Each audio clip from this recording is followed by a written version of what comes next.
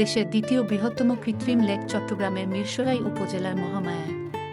এখানে ১১ বর্গ কিলোমিটার দৈর্ঘ্যের লেক, পাশাপাশি আছে ছোট বড় অংশক্ষ লেক। আছে পাহাড়ি প্রাকৃতিক ঝর্ণা, চারদিকে সবুজের সমারোহ।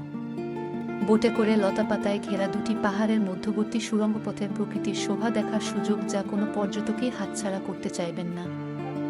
আছে রাতে ক্যাম্পিং করে থাকার সুযোগ, প্রাণের টানে ছুটে আসা পথ যেন ক্রমশই বন্ধুর হতে চাইবে মনের কোণে জাগা মৃদু উত্তেজনায়।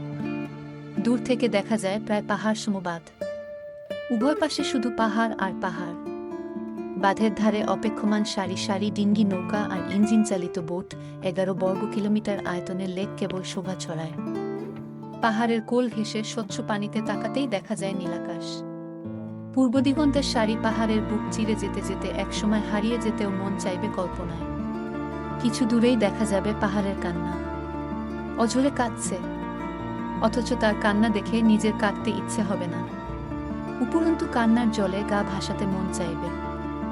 তারও পূর্বে যেখানে লেকের শেষ প্রান্ত, সেখানেও বইছে ঝর্ণাধারা। কি নীল, কি সবুজ, সব রঙের ছড়াছড়ি যেন ঢেলে দেওয়া হয়েছে মহামায়ার প্রকৃতিতে।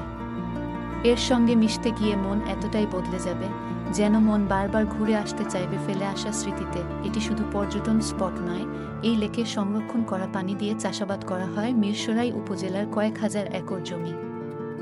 সে সময় রাস্তার দুপাশে আপনাকে স্বাগত জানাবে ঝাউগাছের সারি, অভিবাদন জানাবে হরেক রকমের ফুলের দল। হাঁটা শেষ, এখন আপনি গেলেন লেকের সামনে। চারপাশে একবার চোখ বুলিয়ে নিন। আপনার বামে পাহাড়, ডানে পাহাড়, কিছুটা দূরে সামনে বিশাল লেক। লেকে সারি সারি নৌকা, বোট, কায়াকিং বোট সাজানো দেখতে পাবেন। এবার আপনার পছন্দ, আপনি কিসে করে ঘুরবেন? নৌকায়, বোটে, নাকি ২-৩ জন মিলে কায়াকিং করে? তা ঠিক করে ঘুরে দেখুন লেকের সৌন্দর্য। চাইলে মহামায়াতে ক্যাম্পিংও করতে পারবেন, তবে সেজন্য আপনাকে ২ বা ৩ দিন আগে ক্যাম্পিং করার বিষয়টি কর্তৃপক্ষকে কনফার্ম করতে হবে। সব মিলিয়ে আপনি যদি মহামায়া লেকে ঘুরতে আসেন, তাহলে জিতে যাবেন।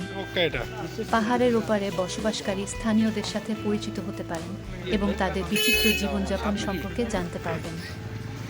মহামায়া লেক প্রায় সারা বছরই পর্যটকদের পদচারণায় মুখর থাকে।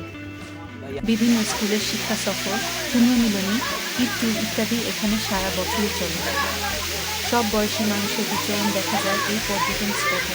আপনিও আসতে পারেন, দেখে যেতে পারেন মহামায়া লেক। আর আপনি যদি একবার ঘুরে যান, তাহলে সত্যিই মহামায়া লেকের মায়া পড়ে যাবেন।